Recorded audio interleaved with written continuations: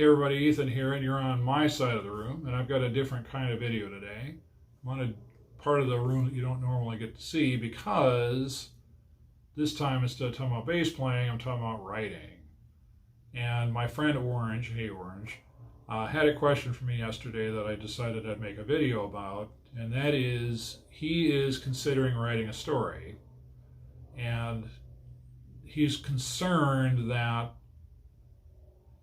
to explain some key element of what's going on, it's going to have, as he put it, a sciencey explanation, and he wants to know, can he just say it's quantum and have that be the explanation?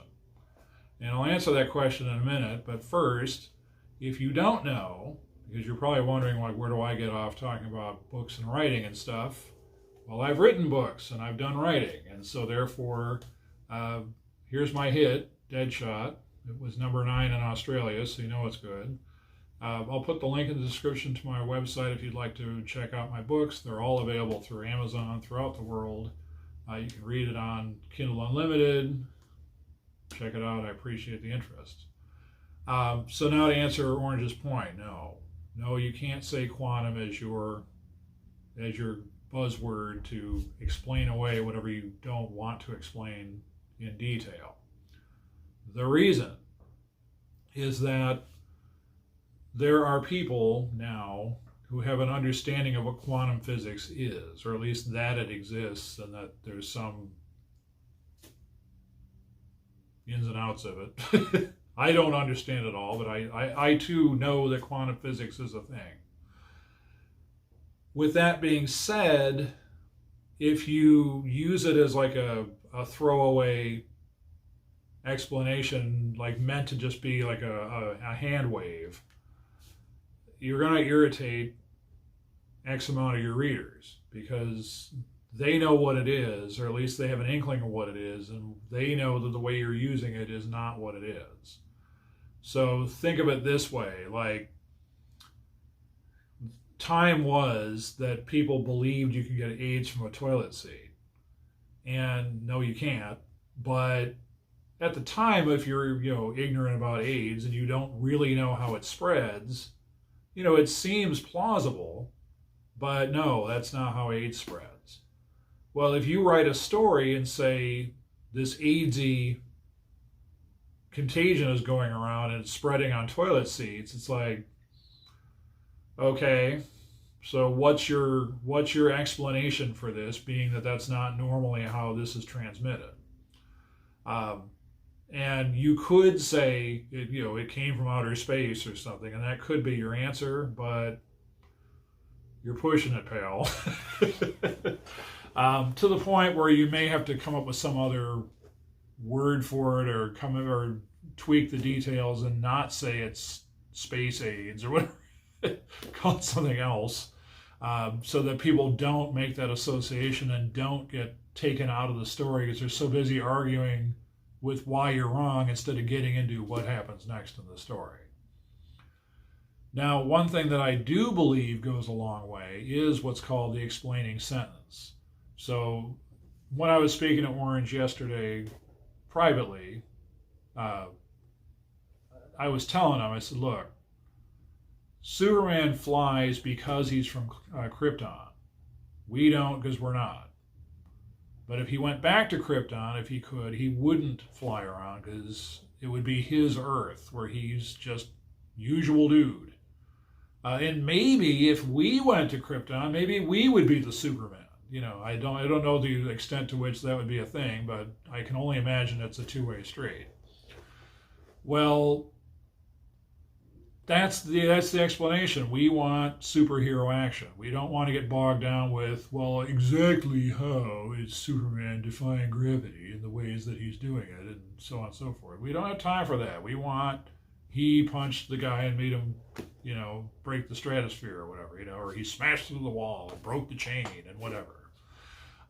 And as long as the explanation sentence is, he's from Krypton, we're good. Partly because we don't have much to base it on otherwise.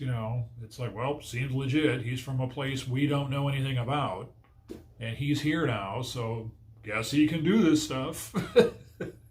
But that brings up the next thing, which is genre expectations. So those of us that grew up on superhero comics and stuff have been fed a steady diet of explaining sentences in that way. Peter Parker got bit by a radioactive spider and developed superhuman powers. And that's the explanation. Again, Superman came here from Krypton, and now because of that, he's here. Wasn't it having something to do with it's not a red sun? I think that was the other one, that it would have been any planet that didn't have a red sun like Krypton had. And that's why he's able to do what he can do. So there's that again. The Hulk had an overdose of gamma radiation, and now he turns into the Hulk every time he gets mad. So again, single explanation, not a lot of detail, but we get it. Like, we, the reader, accept it because that's how we got here. This is what's fueling the Hulk, and here's how the Hulk does Hulk stuff. And all right, great, good to know.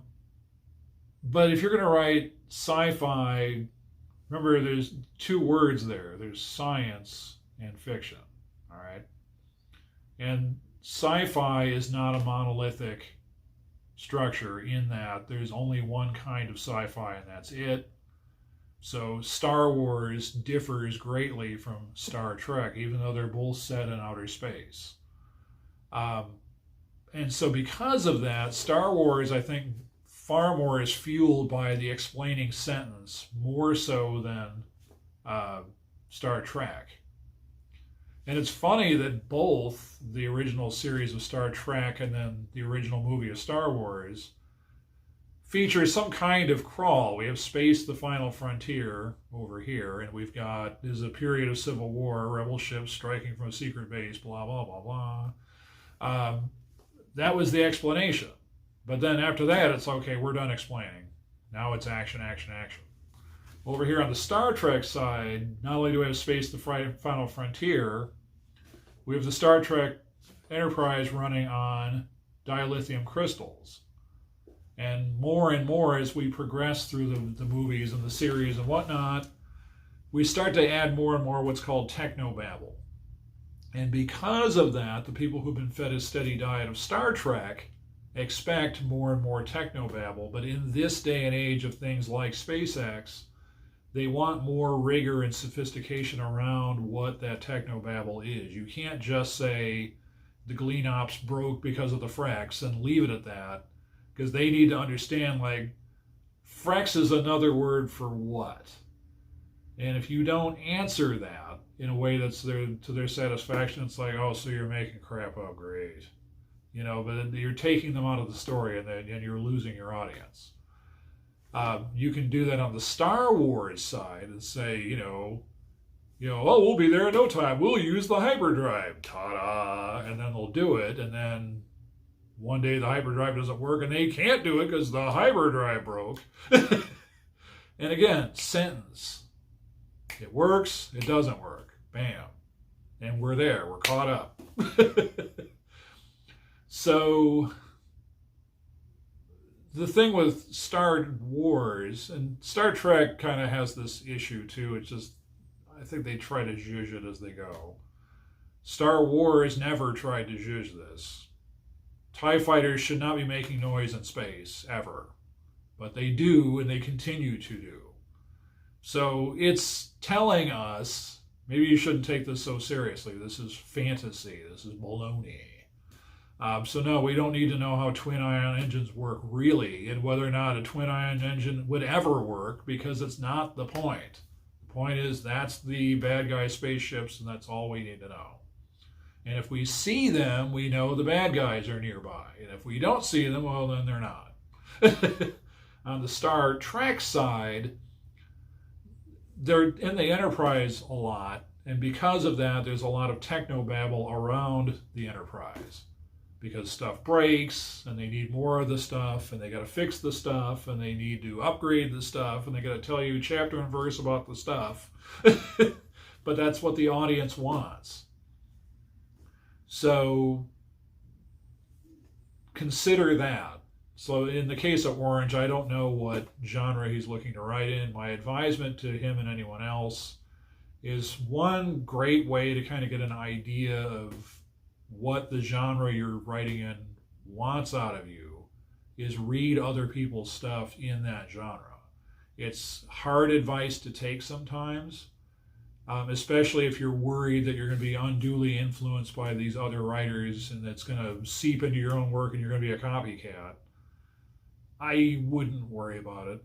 What you're more concerned about is you don't have to like the story. You don't have to like the author. You don't have to like any of it.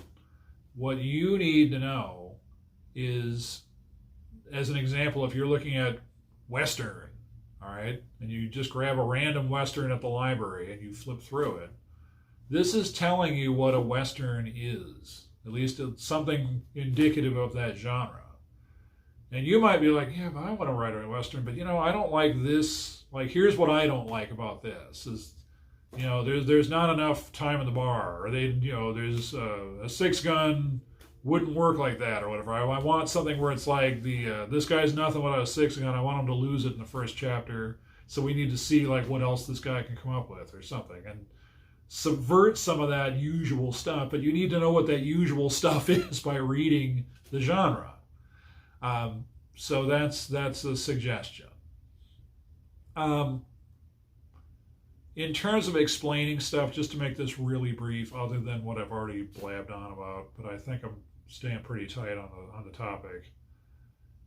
And that is to say, how much explaining should you do? And we're going to kind of widen that out to mean how much world building should you be doing as part of that?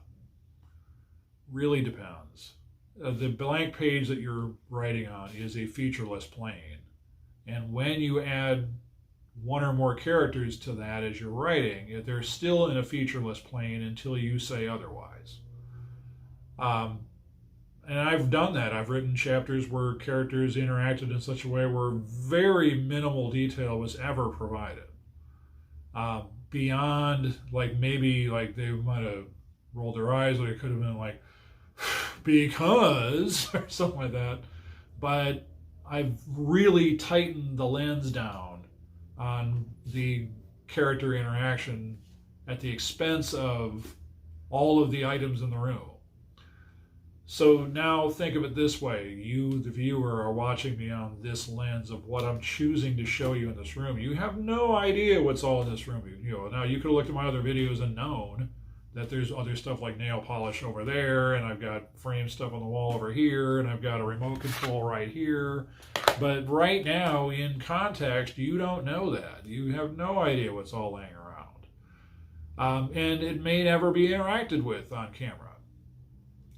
Now, in the story, somebody could be saying, oh, well, here's my evil plan, and here's how I look to take over the world. Yeah, but how are you going to do that? He grabbed the remote control and said, I'll show you. Well, you didn't need to explain as they entered the room, like, James Bond looked around the room and noticed a remote control, and then, like, you've planted the seed that there is one for later.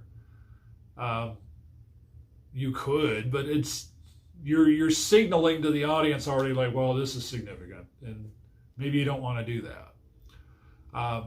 Maybe you do, but I now defer to you, the writer, to read your own stuff as you're writing it and be like, this is too much too soon. I'm saying too much stuff about the room and not enough about the characters or what's going on. So there's not really any hard and fast rule I can tell you, other than the adage is show don't tell, which is weird because it would suggest like show as in, show all the stuff in the room. No, what they mean is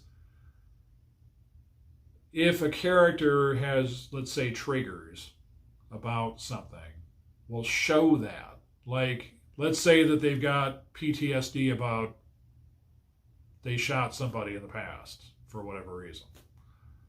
Every time a gunshot sounds or something like a gunshot sounds, that character should probably have some kind of reaction. So let's say they're hanging out at a party and then a balloon pops. They should seize up. And you don't have to be like, the hostess was like, oh, Joe, I forgot about your PTSD that you've got because you shot a guy. Like, that's not realistic, okay? But that's the kind of seeds that you're planting to the reader to be like, something's up with Joe. Like, if a balloon pops and he seizes up, what's that about? You may later on have it be a pivotal point as to why Joe keeps seizing up when he hears something like gunfire. But that's for you, the author, to suss out, like, when you're going to reveal that and whether or not that's even a relevant plot point. You could have it just be kind of like each character is different. It could have just been a side character. It could just be one of those things like a balloon pops and Joe, who's in the room with everybody else, is like, ugh. And later on, somebody could say, hey, what's Joe's deal? And then, oh, yeah, he is. It's a long story. He's got PTSD. Anyway, you wouldn't understand. Well, moving on. But there's your explaining sentence again. So we come back around to that. So again, something to think about.